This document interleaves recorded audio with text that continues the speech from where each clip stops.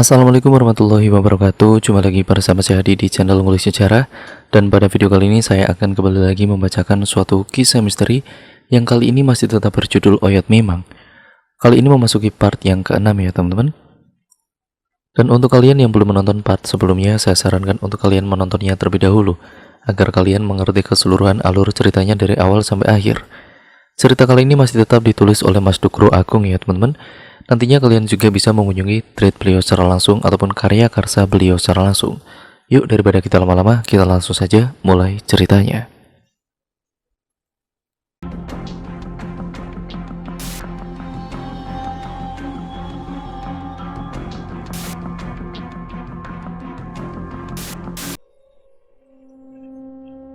Kemudian harapan semakin pudar.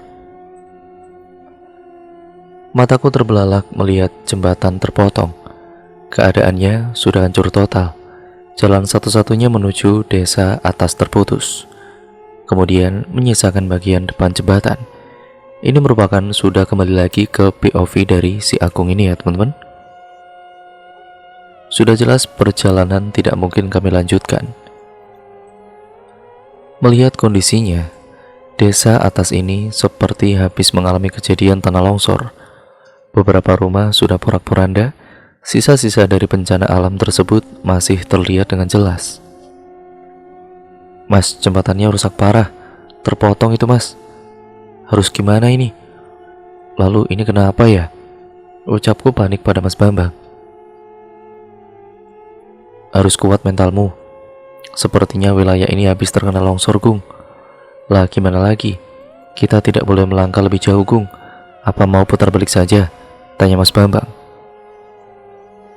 Sebentar mas, aku mau memastikan keadaan sekitar. Jawabku sambil menarik tuas pintu. Buru-buru melangkah keluar memastikan keadaan. Kondisi di sekitar jembatan lumayan terang karena masih ada beberapa rumah warga yang terletak di sekitar tempat mobil kami berhenti. Segera aku berjalan mendekati jembatan.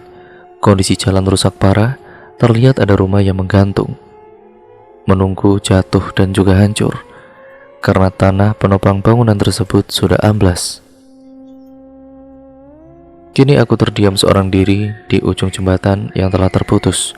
Rintik hujan akhirnya turun ke bumi. Gung, gimana ini? Kita balik saja. Kembali Mas Bambang bertanya, menyusul diriku yang sedang mengamati keadaan sekitar. Nggak bisa ini mas, jalannya terputus seperti ini. Jelas kita harus kembali ke bawah. Di sini juga tidak terlihat warga sekitar. Kita tidak bisa menggali informasi di tempat ini, ucapku sambil melihat sekitar. Ya udah, mau gimana lagi? Perjalanan kita hanya sampai di sini. Nggak mungkin kan saudaramu tersesat di sini, Gung, ucap Mas Bambang. Aku menatap ke arah mobil. Aku melihat cahaya mendekat ke arah kami. Ton, ton, ton. Terdengar suara klakson truk dari arah bawah. Setelah tikungan, benar saja sebuah truk pengangkut berjalan melewati kami.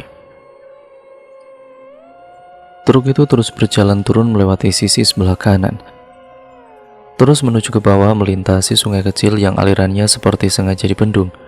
Jalanan hancur total penuh dengan bebatuan, tapi ban truk itu mampu melewati medan tersebut. Kini aku melihat truk itu sudah di bawah kami, terus berjalan melewati jalanan menanjak, terus meninggalkan kami yang masih terdiam menuju desa atas.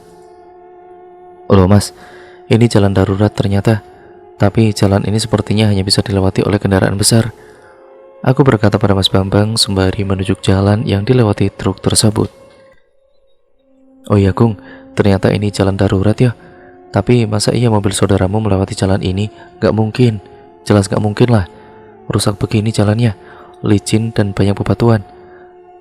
Aku yakin mereka tidak berada di desa ini, ucap Mas Bambang. Mas, mau nyoba nggak? Aku penasaran ke desa ke atas. Pintaku pada Mas Bambang. Apa? Edan kamu Gung? Gak bisa, gak mau aku. Mobilku gak bakalan kuat, malah nyangkut nanti bisa repot. Secara tegas Mas Bambang mengatakan mobil yang kami kendarai saat ini mustahil bisa melintasi jalur darurat tersebut. Sayup-sayup aku mendengar suara bisik dari arah mobil. disusul oleh Mbak Siwi dan Ana keluar, berlari secara tergesa-gesa menuju arah kami setelah menutup pintu dengan kencang. "Ada apa sih kalian? Kok buru-buru begini?" tanyaku penasaran pada mereka. Iya, kayak kita mau kemana aja. Kita masih di sini kok. Pelan-pelan saja, nggak usah lari-lari. Gerimis ini loh, licin," timbal Mas Bambang. "Itu tadi di mobil, Mas," ucap Ana ingin menjelaskan, namun terpotong karena napas yang belum bisa ia atur. "Ono apa tuh Jani? Ada apa ini? Kok kalian ketakutan gitu?" tanya Mas Bambang pada dua orang wanita itu. "Mas, tadi ada yang mau membuka pintu mobil sebelah kiri, tepat di posisi aku duduk. Aku lihat tidak ada orang di luar, tapi pintu seperti berusaha dibuka. Untung aku sudah menguncinya." Lalu setelahnya muncul tangan di kaca, warnanya hitam. Tangan itu terus memukul-mukul kaca, ucap calon istriku dengan masih mengatur napasnya. "Ah, masa tunduk, aku tidak bisa mendengar mobil itu dipukul-pukul kok," ucapku mencoba menenangkan mereka. "Gung, aku dengar, aku juga lihat ada yang mau berusaha membuka pintu bagian belakang tadi. Sudah selesai belum urusanmu di sini?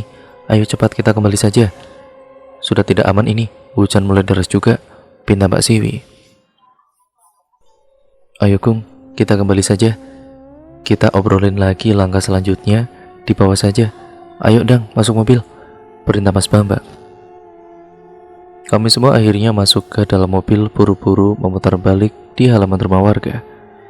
Mobil kini berjalan meninggalkan jembatan yang terpotong karena bencana alam tanah longsor itu. Kini ketidakpastian akan kabar para saudaraku menyelimuti kepalaku kembali. Hujan yang turun menambah sulit pencarian malam ini. Tikungan itu menuju hutan pinus, tempat mereka berkumpul saat kami menuju desa atas. Jauh-jauh mentalku aku siapkan kalau aku harus melihat mereka kembali.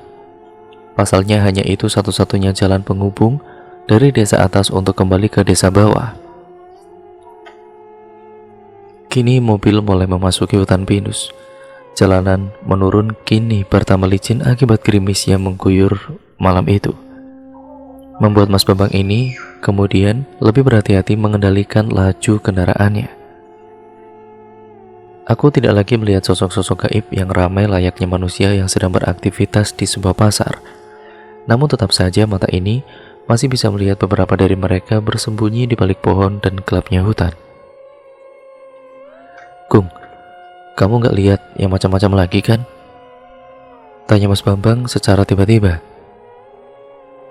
Ada Mas, tapi hanya 1-2 kok, tidak sebanyak tadi. Apa mungkin mereka sudah kembali?" Aku berbalik bertanya. "Tidak Gung, mereka masih di sini. Mata kita saja yang belum bisa menjangkau," jawab Mbak Siwi. "Kamu mau lihat mereka lagi Gung?" iseng Mas Bambang bertanya. "Ngawur Mas, ya nggak mau lah. Kayak nggak ada lagi yang bisa dilihat," ucapku dengan kesal. "Mas, apa nggak bisa cepetan dikit Mas? Takut aku sama hutan ini, perasaanku rasanya nggak nyaman." Ana memotong pembicaraan. "Sabar, harus hati-hati ini, jalanan licin An. Nggak usah takut, kan ada Mas Agung di sebelahmu. Masa masih nggak nyaman?" balas Mas Bambang sambil cengengesan. "Apanya, aku nggak bakalan panik kalau dia nggak teriak-teriak Mas. Dia aja teriak kenceng banget, apalagi kalau aku yang dilihatin, pingsan kayaknya Mas," timbal Ana. Aku teriak karena aku sudah nggak kuat lagi. Itu mereka ramai banget kayak di pasar, tahu nggak? Udahlah, nggak usah dibahas itu lagi, fokus di jalan saja. Aku masih bingung kabar dari saudaraku, ucapku sedikit kesal. "Sudah Leh, aku paham apa yang kamu rasakan kok, aku mengerti. Tapi mari kita selesaikan ini dengan kepala dingin," balas Ana mencoba menenangkan. Aku hanya terdiam sembari menatap keluar kaca kendaraan. Mobil terus melaju, mulai meninggalkan hutan. Rintik hujan juga perlahan berhenti. Kini mobil kembali ke titik awal, di persimpangan antara desa bawah dan jalan provinsi. Mas, minggir dulu mas, kita perlu berhenti sebentar. Ada yang perlu dibahas terlebih dahulu sebelum lanjut, perintah Mbak Siwi pada suaminya. Di sini aja, nggak masalah, tanya kembali Mas Bambang sambil menepikan mobilnya. Udah, di sini aja, keluar dulu yuk. Pegel kakiku dari tadi, ajak Mbak Siwi pada kami semua. Pintu terbuka, kini aku duduk di pinggir rumah dengan lampu nyala yang remang-remang. Rokok dinyalakan, asap putih membumbung tinggi ke atas langit yang segera hilang tertiup angin. Embun pagi mulai turun. Terlihat pada jam tangan sekarang sudah pukul 3 pagi. Seperempat malam sudah kami lewati. Segera aku menelepon bapak, siapa tahu bisa dapat petunjuk. Aku rasa mungkin beliau sudah bangun, mempersiapkan diri untuk menuju pasar. Bunyi nada tunggu terdengar nyaring di telinga. Tidak lama berselang telepon diangkat oleh bapak. Halo, assalamualaikum pak, ucapku mengawali pembicaraan. Waalaikumsalam, gimana Le? Jam segini telepon itu kenapa? Bapak bertanya dengan nada santainya. Anu pak, Aldi sama yang lain tersesat. Kondisinya kita tidak tahu ada di mana pak. Kataku coba menjelaskan kondisi saat ini. Oh Aldi, kamu tenang aja yo. Insya Allah gak akan terjadi apa-apa sama Aldi. Kok bisa setenang itu? Keadaannya genting loh pak. Hal-hal aneh terjadi saat perjalanan tadi. Aku yang berusaha mencari saja belum menemukan titik terang. Aku paham, kamu sudahi pencarian saja. Pesanku pulang sekarang juga. Baik pak, aku pamit. Permisi, assalamualaikum. Waalaikumsalam, jawab bapak singkat sembari menutup teleponnya. Ternyata hasilnya sama saja. Kini aku terdiam memikirkan keadaan Aldi dan yang lainnya. Keadaan semakin tidak menentu. Sudah berlalu beberapa jam, bisa dikatakan hasilnya nihil. Mas Babang dan juga Mbak Siwi sedang berembuk. Ana berdiri di sebelahku. Dia melihatku yang terduduk lesu sambil sesekali mengelus kepalaku, mencoba mengurangi beban yang sedang aku pikirkan. Tidak mau berlama-lama terpuruk dalam keadaan sekarang, akhirnya aku memutuskan untuk menghubungi kembali Aldi. Semoga saja ada titik terang bisa didapatkan saat ini. Halo Dik, gimana keadaan di sana? Apa sudah bisa mengirim lokasi kamu via aplikasi pesan itu? Tanya kepada Aldi setelah telepon tersambung. Keadaan sejauh ini baik-baik saja mas, tapi kita masih kebingungan soal lokasi saat ini. Masih belum bisa ngirim juga, jawab Aldi dari seberang telepon. Lalu ada ide tidak agar bisa mengetahui posisi kalian? Tadi aku mencoba berjalan menuju desa atas. Barangkali kamu dan yang lainnya tersesat di desa tersebut, tapi kenapa mas? Tanya Aldi penasaran. Tapi yang kami temui adalah jembatan yang hancur karena longsor. Ya terlebih itu terbelah memotong jalan menuju desa tersebut. Kami tidak bisa melanjutkan perjalanan. Mobil jelas akan kesulitan jika memaksa untuk masuk. Mas, jalan yang kami lalui itu tidak melewati jalan rusak seperti yang Mas Agung katakan. Jalannya itu halus mas, lurus, balas Aldi dengan pernyataan yang meyakinkan. Berarti kamu tidak melalui jalan tersebut. Bukan itu tempat kalian tersesat. Nah masalahnya, kalau ke arah sebaliknya aku belum bisa menebak di mana lokasi kalian. Ada petunjuk baru tidak Di? Tanyaku kembali. Mas Min sedang pergi mencari desa terdekat, mencari musola terdekat. Dari situ kita bisa tahu lokasinya mas. Belum juga Aldi selesai menjelaskan, terdengar suara teriakan dari Mbak Siwi. Masuk mas, Mas Agung, masuk. Cepetan kalian, masuk. Teriak Mbak Siwi, menandakan ada hal yang tidak beres terjadi. Ada apa toh Mbak, kok teriak-teriak? Tanyaku penasaran. Gak usah banyak tanya, masuk kataku. Mbak Siwi kemudian kembali berteriak, sembari berlari ke sisi kiri mobil dan masuk ke dalamnya. Telepon terpaksa aku matikan. Penjelasan Aldi terputus begitu saja. Aku tidak tahu lagi apa yang dia katakan. Perhatianku terpecah oleh Mbak Siwi. Kini aku dan juga Ana berlari menuju tempat kami masing-masing. Pintu mobil cepat-cepat kami tutup. Mas Bambang berkali-kali menyalakan mesin. Mbak Siwi masih histeris dengan raut wajah tegang, seakan baru saja menyadari ada yang tidak beres dengan tempat kami berhenti ini. Jalan mas, jalan buruan jalan mas, nyalakan mesinnya mas, teriak Mbak Siwi pada Mas Bambang. Iya sih Lowi, susah sekali ini mobil dinyalakan. Lagian kamu kenapa sih kayak orang kesurupan gitu, ucap Mas Bambang. Mas, jangan sembarangan bicara, jangan ngelantur, sudah nyalakan saja mesinnya, timbal Ana dari bangku belakang. Ada apa toh mbak? Ada apa? Kok tergesa-gesa sekali? Tanyaku penuh kepanikan. Dak! Bunyi keras terdengar dari atas mobil. Ada benda besar yang terjatuh ke arah kami. Edan, apa itu? Tanyaku penasaran akan kebenaran bunyi tersebut. Jalan mas, pinta Mbak Siwi. Akhirnya mobil kembali berjalan. Gas diinjak kencang oleh Mas Bambang. Mobil langsung melesat ke jalanan beraspal. Laju mobil tidak beraturan di awal perjalanan. Namun dengan cekatan Mas Bambang berhasil mengendalikannya. Dan kamu Wi, ada apa toh? Kok teriak-teriak begitu? Kamu lihat apa sih? Tanya Mas Bambang penasaran. Sudah, kamu fokus nyetir saja. Aku tidak bisa menjelaskannya sekarang, jawab Mbak Siwi dengan raut muka datar. Aku dan juga Ana hanya mampu terdiam. Terlihat pasangan suami istri itu mulai terlibat cekcok di dalam mobil. Ini mobil melaju tenang, melewati tikungan, dan selanjutnya ada jalan menurun yang lumayan tajam menyambut kami.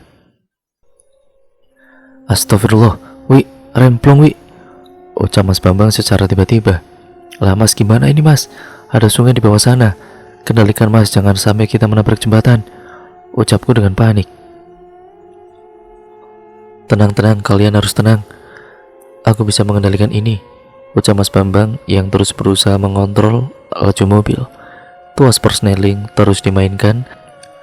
Ia mengurangi kecepatan dan juga mengurangi gigi.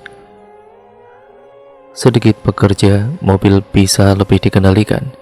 Kini kami terus melaju, melewati jalanan menanjak, gas ditekan kuat-kuat agar mobil tidak mati di tanjakan. Kami semua lolos dari kesialan yang hampir menimpa kami.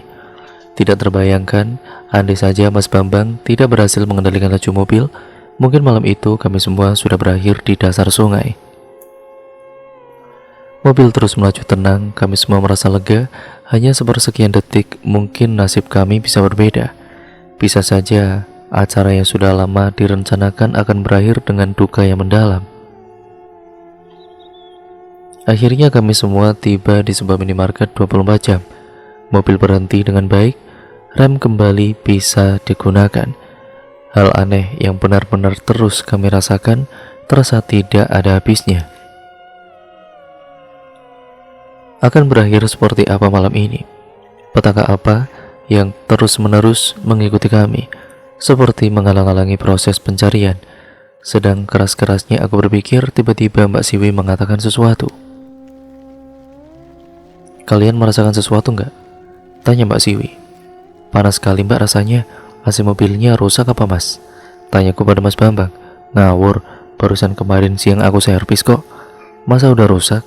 Ya bener aja, Mas Bambang berkata lirih. Bukan Kung. Ini jam berapa? Dan kita ada di mana? Ini di gunung Kung. Sepagi ini masa panasnya udah kayak jam 12 siang. AC mobil juga berjalan dengan normal, ucap Mbak Siwi sambil mengusap keringat di dahinya. Rasanya keras sekali, panas sekali. Apa kita keluar saja mbak? Ana meminta persetujuan. Diam dulu di sini, jangan ada yang keluar, tetap tenang.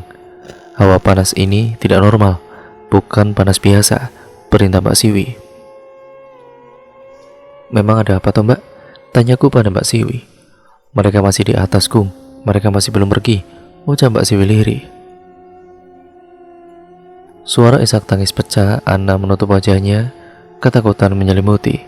Sepertinya dia sudah tidak bisa menahan lagi rasa takut yang terus-menerus mengancam kami. Tubuhnya lemas, kepalanya jatuh di atas bahuku. Pada tahap ini, perasaan depresi semakin membuatku tidak kuat lagi. "Kamu kenapa, Nduk? Sampai menangis begini?" tanyaku pelan. "Sudah gak kuat lagi, Le. Ayo kita pulang. Sepertinya ada pantangan yang kita langgar. Aku takut nyawa kita malah terancam. Sebentar lagi kita akan menikah setelah sekian lama penantian. Aku takut pernikahan ini gagal karena satu hal," ucap Ana dalam tangisannya. "Kita harus kuat. Kita bisa melewati ini semua. Sebentar lagi pagi akan datang. Kita akan baik-baik saja kok." Aku berusaha menenangkan Ana. "Ada hal yang perlu kamu tahu, Le. Ada orang yang tidak menyukai keluargaku terkait dengan dendam masa lalu. Ada orang yang menginginkan keluargaku hancur sehancur-hancurnya," terang Ana. "Atas dasar apa orang tersebut menginginkan keluargamu hancur? Dendam atas masalah apa yang sampai membuat orang itu tega berbuat sejauh ini?" tanyaku penasaran. "Terkait usaha, terkait perebutan tanah garapan di masa lalu, keluargaku selalu diintai, dibuat terus-menerus mengalami hal-hal di luar nalar. Rumah keluarga nama gelap karena mendapat kiriman makhluk-makhluk dari orang tersebut.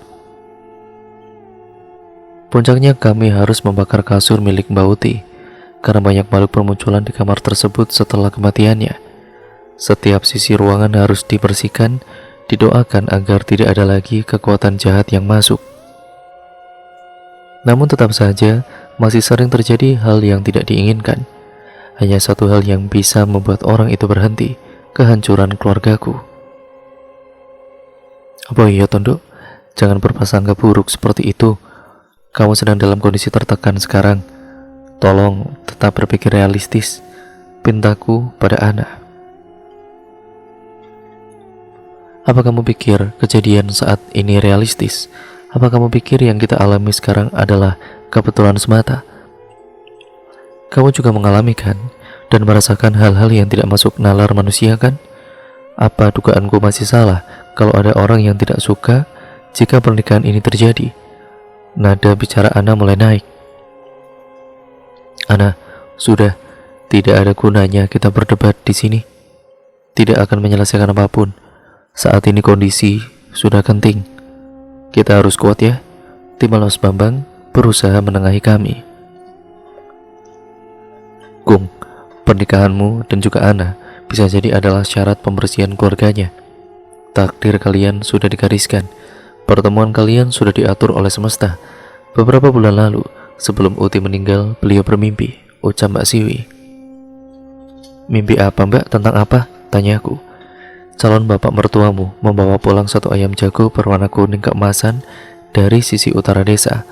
Namun di belakangnya, dia diikuti oleh dua sosok ular hitam di sebelah kiri dan juga putih di sebelah kanan," ucap Mbak Siwi menjelaskan.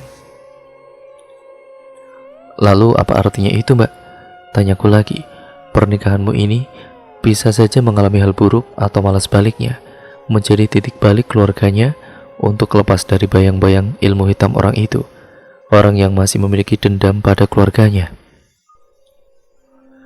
Sekarang yang terjadi, kita seperti terus-menerus hampir dibuat celaka. Hal buruk hampir saja terjadi kan? Untung sampai saat ini kita tidak salah langkah," Mbak Siwi memberi penjelasan. "Bapakmu pasti menyadari hal ini, Gung. Ritual apa yang dilakukan beliau sebelum kalian memulai perjalanan ke Banjarnegara?" tanya Mas Bambang. "Ada, Mas, kami disuruh meminum air putih dengan gelas terisi penuh. Namun kami hanya diperbolehkan minum setengahnya. Sisanya disiram ke atas mobil," aku menjelaskan pada Mas Bambang. "Nah kan, sudah paham itu bapakmu.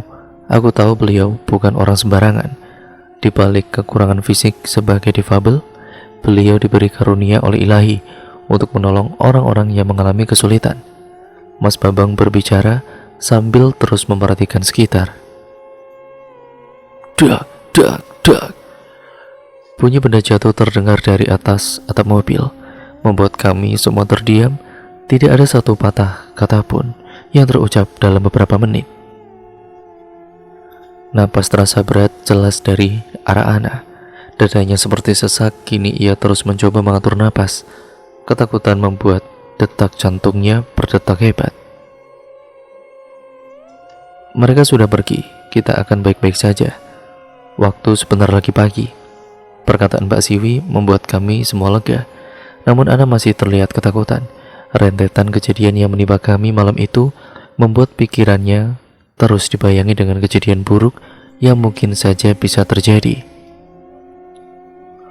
Iya, sebentar. Aku mau keluar beli minum. Kalian keluar saja. Sudah tidak ada apa-apa lagi, ucap Mbak Siwi sambil membuka pintu mobil dan kemudian beranjak dari kursinya. Kami semua akhirnya keluar. Saat itu waktu telah menunjukkan jam 3:30 pagi. Kaca jendela mobil aku turunkan, hawa dingin langsung menyambut. Rasa gerah yang sebelumnya terasa dengan cepat menghilang, membuat badan menggigil karena kedinginan yang menyapa. Sebentar lagi aku akan mendapatkan lokasi Aldi. Semoga hal-hal buruk tidak terjadi pada mereka. Mbak Siwi selesai membeli beberapa minuman, lalu ia mengajak kami semua untuk keluar.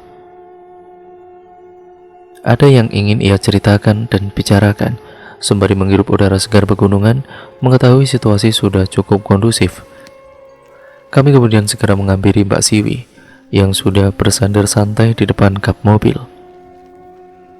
Aku mau menanyakan sesuatu, kok kita semua pada luput ya? Teledor dari banyaknya rumah.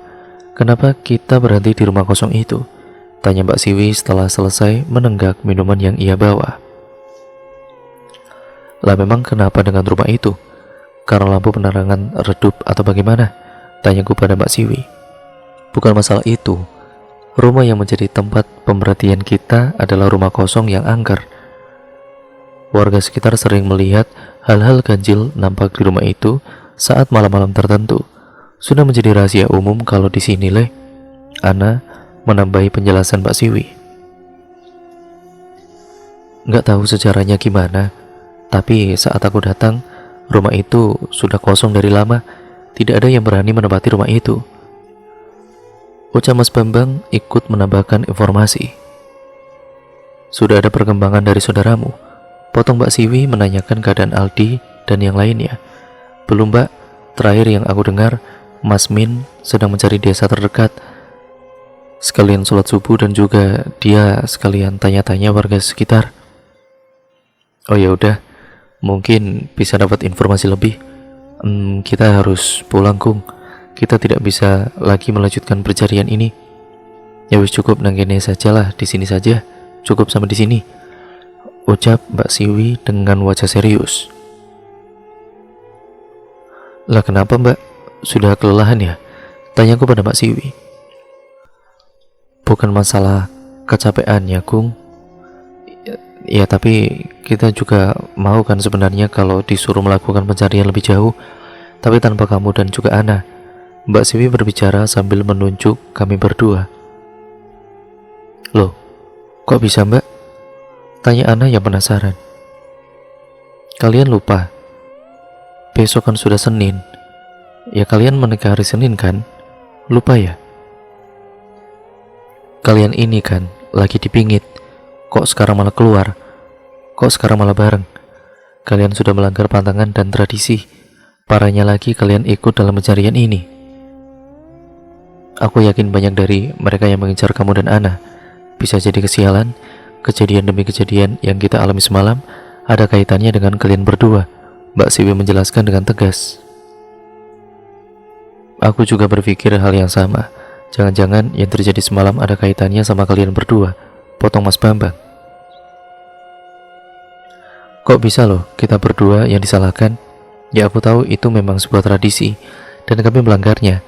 Tapi apa yang menguatkan kalau kami itu pemicu dari hal ganjil ini terjadi? Aku bertanya, tidak terima dikatakan sebagai pematik masalah yang terjadi. Kamu itu calon manten. Darah kalian manis, bau kalian wangi, kalian disukai oleh mereka. Kamu tahu, calon pengantin-pengantin baru, bayi yang baru lahir adalah hal yang disukai oleh para memedi. Tidak jarang ketiga hal tadi dijadikan tumbal dalam syarat prosesi pesugihan.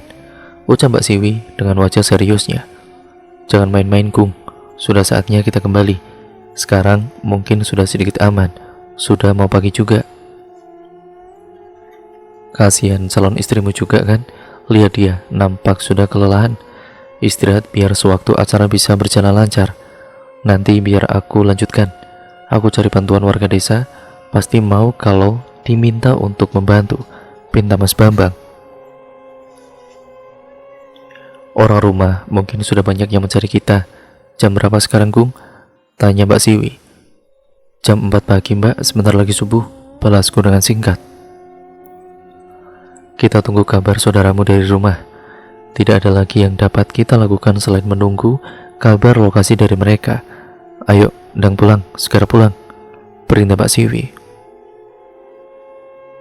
Kami semua masuk ke dalam mobil, mengikuti perintah Mbak Siwi, dan kemudian mesin segera dinyalakan. Kali ini mesin langsung hidup seketika. Ada sedikit rasa lega dalam hati, namun tetap saja kami pulang dengan pertanyaan yang masih menancap di kepala. Semoga Aldi dan yang lainnya bisa bertahan. Sebentar lagi fajar menyingsing, keadaan pasti akan jauh lebih baik. Semoga, ucapku dalam hati. Kami kembali lagi melewati rumah kosong di dekat pertigaan. Rumah yang sebelumnya membuat Mbak Siwi berteriak histeris dan membuat kami semua tergesa-gesa masuk ke dalam mobil. Peristiwa itu masih membekas jelas di kepalaku. Mobil masih melaju dengan kecepatan sedang. Saat aku mengarahkan pandanganku ke arah samping rumah itu, tidak sengaja aku melihat sosok mereka menatap diam ke arah kami. Makhluk bertanduk dengan badan yang besar, berbulu hitam, serta matanya yang merah memandang kami terus. Sosok wanita mengenakan baju putih menunduk dengan rambutnya yang panjang sampai menyentuh tanah. Di sampingnya berdiri sosok yang mengenakan kain kafan, berdiri tegak dengan tali pocong masih terikat. Lalu sosok anak kecil dengan tubuh yang menghitam duduk di atas genteng rumah. Sesekali ia melompat-lompat dan bertepuk tangan. Aku hanya bisa menahan napas dalam-dalam. Hampir pagi, tapi mereka masih terlihat. Ada apa dengan penglihatanku? Rasanya sudah mudah saja melihat sosok yang tidak kasat mata hadir saat ini. Aku hanya bisa terdiam, tidak ingin lagi membuat kepanikan, tidak ingin lagi menambah beban pikiran dari calon istriku. Fokusku sekarang adalah pulang. Sosok tersebut hilang bersamaan dengan mobil kami yang sudah masuk jalan menuju desa tempat calon istriku tinggal. Mobil terus melaju tenang, menerabas kebun salak dan beberapa pohon tinggi yang berdiri di pinggir jalan. Tidak lupa klakson sebanyak 3 kali dibunyikan oleh Mas Bambang. Sayup-sayup aku mendengar kokok ayam jago dari kejauhan. Wajah penuh kelelahan tergambar pada calon istriku dan Mbak Siwi. Para perempuan ini menemani dalam pencarian yang tidak membuahkan hasil apapun. Justru beberapa kali petaka seakan mau menghampiri kami. Aku hanya bisa mengelus kepala calon istriku, mencoba untuk terus menenangkannya. Mobil kini memasuki desa, berjalan dengan pelan di jalur desa yang sempit. Beberapa orang tua terlihat berjalan menuju masjid, bersiap untuk melaksanakan sholat subuh berjamaah. Padahal kumandang azan subuh belum terdengar, tapi langkah mereka sudah terlebih dahulu menuju tempat ibadah. Rasanya sudah tidak sabar, suara azan subuh kali ini terasa teramat lama. Kabar dari Aldi dan juga yang lainnya benar-benar aku nanti saat ini, sambil terus kukirim doa dari jauh agar selalu diberikan perlindungan. Mobil berhenti di depan rumah. Bapak dan Ibu Ana sudah menunggu di luar rumah. Beberapa saudara berkumpul di depan rumah dengan wajah cemas. Kami semua turun dan langsung disambut dengan banyak pertanyaan. Bambang, dari mana kamu? Ucap bapak dari calon istriku. Ngantor Agung, Pak. Kan rombongan pengantar dari Tegal kesasar, Pak. Lah terus, sudah ketemu? Tanya bapak calon mertua Agung. Belum, Pak. Sampai saat ini belum ditemukan. Sampai saat ini juga kami semua tidak ada yang tahu di mana lokasi mereka, ucapku dengan lemas. Udah, masuk dulu sana, masuk ke rumah dulu. Kalian itu tampak kelelahan sekali, perintah ibu pada kami semua. Kami kemudian duduk di ruang tamu, ditemani oleh bapak calon mertua dan beberapa sanak saudara yang ada.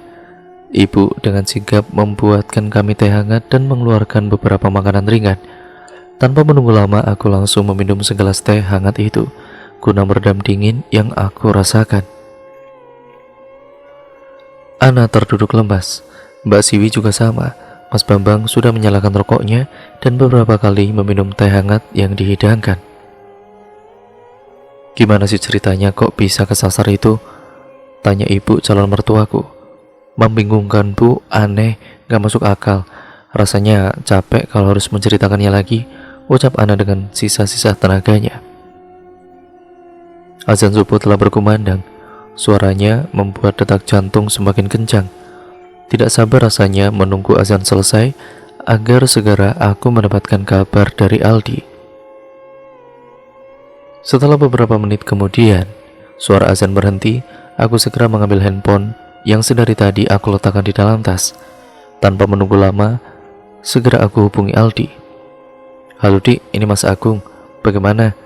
Apa sudah tahu lokasi kalian? Ucapku tidak sabar menunggu jawaban. Mas Agung, Mas Min belum balik. Aku baru mendengar suara azan juga. Paling dia juga sholat dulu. Nanti kalau sudah kembali aku miss call aja ya. Ya ada sedikit sisa pulsa di handphoneku kok, ucap Aldi. Baiklah kalau begitu Dik, segera kabari ya kalau Mas Min sudah kembali. Telepon segera aku tutup dan ya menunggu lagi, gumamku dengan lirih. Gimana Gung? Tanya ibu dengan wajah cemasnya. Belum ada hasil, Mas Min masih belum kembali bu. Doakan yang terbaik, ucapku. Nanti kalau sudah ada kabar, biar para saudara dan warga desa saja yang mencari yo. Mas Agung gak usah ikut, cukup di rumah saja. Mas Agung tanpa sadar sudah melanggar pingit loh, gak baik mas, ucap salah satu sanak saudara yang hadir. Iya pak, maaf. Iya saya membuat semuanya jadi khawatir. Tadi saya gugup, tidak bisa berpikir jernih sebelum bertindak. Ya, saat mendengar kabar tersebut, tentu saya panik, jawabku. Sudahlah mas, yang penting saat ini kan kalian sudah ada di sini. Yang penting kalian tidak terjadi apa-apa. Yang sudah terjadi kan biarkan terjadi. Sekarang kita tunggu kabar dan segera merancang proses pencarian, ucap bapak calon mertua. Handphoneku bergetar, segera aku matikan dan kemudian ku telepon ulang. Sudah habis rasa sabar yang ada. Semoga kali ini ada jawaban jelas yang bisa didapatkan. Dik, gimana Dik? Mas Min sudah kembali? Sudah tahu lokasinya? Gimana? Tolong segera katakan ya. Aku langsung mencecar Aldi dengan beberapa pertanyaan. Mas, udah mas, yang tenang mas, yang tenang. Mas Min sudah kembali kok. Lokasi kami tersesat sudah ditemukan. Beberapa warga desa dekat lokasi juga sudah datang melihat kami, jawab Aldi berusaha menenangkan. Terus di mana lokasi sekarang? Tanyaku dengan nada keras. Ya karena kesabaranku sudah habis. Tadi Mas Min sholat di musola Al-Hikmah, kini posisi kami ada di kebun salak, tepatnya di desa atas, pongos Aldi. Di, nggak mungkin di kalian di situ. Desa atas jalannya itu longsor. Yang benar aja yang jelas, ucapku setengah tidak percaya. Demi Allah mas, aku di desa atas. Suara Aldi terputus. Terdengar suara telepon yang diambil oleh seseorang. Gung, ini Mas Min. Kami ada di desa atas. Ini sudah ada beberapa warga desa yang datang ke lokasi, ucap Mas Min. Baik mas. Aku kemudian tutup teleponnya. Aku bicarakan dulu sama warga desa calon istriku, biar bisa mengirim bantuan, ucapku lemas karena masih tidak percaya dengan apa yang barusan aku dengar. Ya udah, aku juga tak koordinasi sama warga setempat yang datang yo. Kamu tenang saja ya di sana. Sudah kamu intinya istirahat saja dulu, fokus dengan pernikahanmu, ucap Mas Min seperti itu. Ya udah mas, aku tutup teleponnya yo, ucapku sembari mengakhiri pembicaraan. Aku terduduk lemas di kursi. Beberapa detik hanya bisa terdiam. Banyak sekali pertanyaan yang berputar di kepalaku. Mana mungkin mereka tidak bisa merasakan jalan yang dilewati adalah jalanan bekas bencana tanah longsor. Sudah dapat kabar dari saudaramu itu, Gung? Tanya Mas Bambang. Sudah mas, kabar yang aku dapat, saat ini mereka tersesat tidak jauh dari desa atas. Jawabku sambil melihat jam dinding. Loh, kok aneh banget ya? Hampir saja kita sampai di desa itu. Kalau jembatan sebagai akses jalan satu-satunya tidak terputus, mungkin semalam bisa ketemu tuh, kata Mas Bambang sembari menghisap rokoknya. Ya sudah, saat ini kan sudah jelas tuh mereka ada di sana. Bapak ada teman di sana, di desa itu. Nanti warga desa biar bantu proses evakuasi, kita kumpulkan dulu semua, baru berangkat ke desa atas, ucap bapak calon mertua. Apa tidak apa-apa pak kalau saya tidak ikut? Tanyaku pada bapak. Justru kamu jangan ikut, kamu tetap di rumah saja, istirahat, jaga kesehatanmu. Sebentar lagi kamu kan akan menikah, saran bapak calon mertua padaku. Setelah pembicaraan itu, bapak calon mertua segera berkoordinasi dengan para saudara dan juga warga desa, merencanakan akan segera pergi ke desa atas guna membantu evakuasi mobil. Mas Bambang masih terus bersandar di kursinya. Mbak Siwi malah tidur di kursi karena kelelahan. Ana sepertinya pergi ke kamar mandi. Yang bisa aku lakukan saat ini adalah istirahat penuh. Setidaknya sekarang sudah ada jalan terang di mana lokasi Aldi saat ini dan apa yang akan dilakukan. Semoga proses evakuasi mobil bisa berjalan dengan lancar. Belum lama aku menyandarkan punggung, terdengar sayup-sayup suara gaduh dari arah dapur. Lambat laun suara itu semakin keras dan pecah menjadi tangis. Astagfirullah Gung, Bambang, ini Bapak, teriak ibu calon mertua dari dapur, membuat kami bertiga terkejut dan bergegas menuju asal suara. Duh, apa mana itu Gung? Duh, kayaknya terjadi sesuatu Gung. Gini amat orang mau menikah, keluh Mas Bambang. Wonten apa bu? Tanyaku setelah sampai di dapur. Aku terkejut dengan apa yang sudah aku saksikan ini. Secara alami, tubuh ini hanya bisa dia mematung melihat calon istriku tergeletak lemas di pelukan orang tuanya. Ini tolong angkat anak ke kamar, dia barusan pingsan, ucap bapak calon mertua sambil memegangi kepala Ana. Loh kok Ana bisa pingsan bu, kenapa? Tanya Mbak Siwi penuh rasa khawatir. Bu, anak kenapa bu? Anak kenapa? Tanyaku lemas. Badan dan pikiran terasa berat. Kapan semuanya akan selesai? Rentetan masalah benar-benar menyerbu tidak ada habisnya. Sabar Gung, mungkin anak kelelahan karena tadi memaksa ikut proses pencarian. Kamu tenang yo, ucap Mas Bambang. Aku masih saja terdiam. Banyak sekali yang harus aku lakukan, namun masalah datang silih berganti. Satu selesai, muncul masalah baru lagi. Sebenarnya apa yang terjadi saat ini? Kapan aku bisa memfokuskan diri untuk bisa berpikir jernih soal pernikahanku? Segalanya sudah disusun dengan matang. Tinggal beberapa hal lagi, maka aku sudah bisa beristirahat dengan tenang. Duh Gusti, kapan habisnya? Saat ini aku hanya ingin menikah, mohon kelancarannya, ucapku dalam diam. Dan cerita pun akhirnya bersambung ke part yang selanjutnya, yaitu part yang ke-7, yang sekaligus menjadi part yang terakhir dari keseluruhan alur ceritanya. Nantinya juga ada full version dari keseluruhan alur cerita ini ya teman-teman. Jadi nantikan terus di channel ini. Sekian dan terima kasih, sampai berjumpa di video terbaru selanjutnya dan juga kelanjutan cerita ini ya teman-teman. Terima kasih untuk kalian semua yang sudah like, comment, dan share. Pertahankan itu karena channel ini perlu itu semua dari kalian. Ya, dengan itu kalian membantu channel ini menjadi channel yang jauh lebih baik. Dan untuk kalian yang baru mampir, segera subscribe channel ini, nyalakan tombol lonceng notifikasinya agar kalian tidak ketinggalan video terbaru selanjutnya dari channel ini juga. Ya, karena dengan itu kalian akan mendapatkan notifikasi terbaru di HP kalian tentang cerita-cerita terbaru dan menarik lainnya dari channel ini. Sekian ya teman-teman. Jangan lupa untuk nantikan kelanjutan cerita kali ini di part yang ke-7 yang sekaligus menjadi part yang terakhir dari cerita ini.